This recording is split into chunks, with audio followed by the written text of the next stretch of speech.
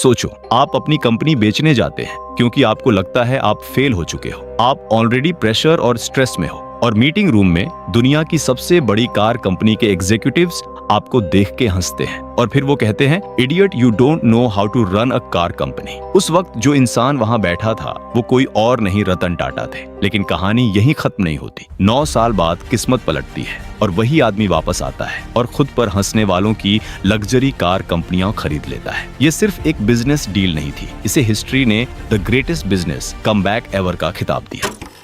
आज रतन टाटा को सब जानते हैं, लेकिन जब उन्होंने 1991 में Tata group as chairman join किया तब सिचुएशन बिल्कुल अलग थी। टाटा ग्रुप एक ओल्ड, स्लो और फ्रैगमेंटेड कंपनी बन चुकी थी। ग्रुप के अंदर 100+ कंपनियां थीं और हर कंपनी अपने हिसाब से चल रही थी। कोई यूनिटी नहीं, कोई स्ट्रॉन्ग डायरेक्शन नहीं। और सबसे बड़ी प्रॉब्लम, कंपनी के सीनियर लीडर्स रतन टाटा को सीरियसली नहीं लेते थे क्योंकि उन्हें लगता था ये सॉफ्ट स्पोकन आदमी बिजनेस कैसे चलाएगा। उन्हें अंडर एस्टिमेट किया गया। लेकिन रतन टाटा का एक सपना था। वो चाहते थे टाटा ग्रुप सिर्फ इंडिया के नहीं बल्कि एक ग्लोबल ब्रांड बने और इस सपने का पहला स्टेप था इंडिया की अपनी कार बनाना। उस वक्त इंडिया में कार्स का मार्केट सिंपल था, या तो जापानीज कंपनीज या फॉरेन ब्रांड्स। इंडियन लोगों के पास इंडियन कार का ऑप्शन ही नहीं था। रतन टाटा ने सोचा, अगर इंडिया रॉकेट बना सकता है तो कार क्यों नहीं बना सकता। और फिर स्टार्ट हुआ टाटा इंडिका प्रोजेक्ट। कई सालों की कड़ी मेहनत के बाद 1998 में टाटा ने लॉन्च की इंडिया की पहली फुली इंडियन कार, जिसका लॉन्च के वक्त स्लोगन था मोर कार पर कार। पूरे इंडिया में एक्साइटमेंट थी, लोग इमोशनल हो गए थे। इंडिया फाइनली अपनी कार बना रहा था। ये सिर्फ बिजनेस नहीं था, ये एक नेशनल प्राइड था। लेकिन रियलिटी कुछ और ही दिखाने वाली थी। इंडिका का लॉन्च क्या होता है, जैसे कंप्लेंट्स का तूफान आ गया। कस्टमर्स ने कहा गाड़ी बिल्कुल कचरा है, जीरो परफॉर्मेंस, घटिया क्वालिटी और माइलेज के इश्यूज हैं। फिर क्या, इंडिका की मार्केट एकदम से ठप हो गई और लॉस बढ़ने लगा। दूसरी तरफ मीडिया ने क्रिटिसाइज करना शुरू कर दिया। एक्सपर्ट्स बोलने लगे टाटा ने गलती कर दी। दोस्तों, उस वक्त टाटा मोटर्स हेवी लॉसेस में चला गया और कंपनी कोलैप्स की एज पर थी। अब रतन टाटा को भी लगने लगा शायद उनसे बहुत बड़ी गलती हो गई है। फिर एक दिन टाटा ने लाइफ का सबसे पेनफुल डिसीजन लिया, टाटा मोटर्स बेच दो। और इसी वजह से वो अमेरिकन कार ब्रांड फोर्ड से मिलने गए। रतन टाटा और उनकी टीम डेट्रॉइट में फोर्ड हेडक्वार्टर पहुंचती है। मीटिंग स्टार्ट हुई और डिस्कशन होता है टाटा मोटर्स को सेल करने का। सब कुछ नॉर्मल चल रहा था और फिर एक फोर्ड एग्जीक्यूटिव बोलता है, you don't know anything about passenger cars. Room में हल्का सा लाफ्टर होता है। फिर वो कहते हैं, why did you even enter this business, get out from here. Imagine that moment, आप अपनी कंपनी बचाने आए हो और सामने वाले आपका मजाक उड़ा रहे हैं। रतन टाटा ने कुछ रिएक्ट या आर्ग्यू नहीं किया। मीटिंग खत्म हुई,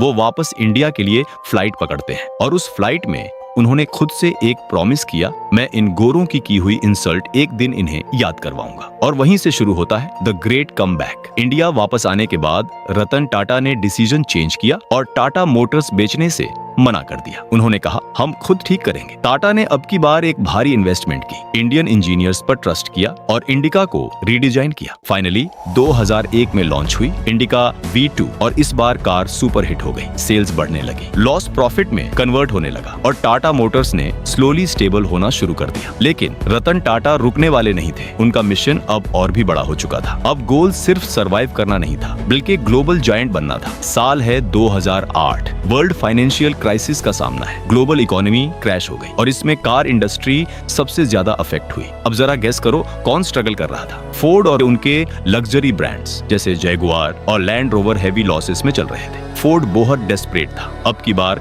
उन्हें एक बायर चाहिए था और फिर हिस्ट्री ने फुल सर्कल कंप्लीट किया। बायर कौन बना? Tata Motors. Yes, same Tata Motors जिसे कभी बेइज्जत करके निकाला गया था। रतन टाटा ने जैगुआर और लैंड रोवर को $2.3 बिलियन में खरीद लिया। सेम कंपनीज जिनके ओनर ने कभी उनका मजाक उड़ाया था। डील साइन करते वक्त फोर्ड ने रतन टाटा से कहा, you are doing us a big favour. अब रोल रिवर्स हो चुका था, इंसल्ट रिस्पेक्ट में और फेलियर ग्लोबल सक्सेस में। सबसे अमेजिंग पार्ट, जैगुआर और लैंड रोवर बाद में one of Tatas most profitable businesses बनी। ये सिर्फ एक्विजिशन नहीं था, ये था एक साइलेंट रिवेंज। और अब आप रतन टाटा का बड़ापन देखें। उन्होंने कभी फोर्ड को इंसल्ट के लिए ब्लेम नहीं किया और ना ही रिवेंज की बात की। उन्होंने सिर्फ काम किया। उन्होंने इंसल्ट को फ्यूल बनाया, फेलियर को लेसन बनाया और पेशेंस को पावर बनाया। आज रतन टाटा हम में मौजूद नहीं, मगर उनकी ये स्टोरी न्यू एंटरप्रेन्योर्स के लिए बिग इंस्पिरेशन है। अगर आपको ये स्टोरी इंस्पायरिंग लगी हो तो सब्सक्राइब जरूर करें, क्योंकि यहाँ मिलती है ऐसी रियल स्टोरीज जो माइंडसेट चेंज कर देती हैं। नेक्स्ट वीडियो मिस मत करना।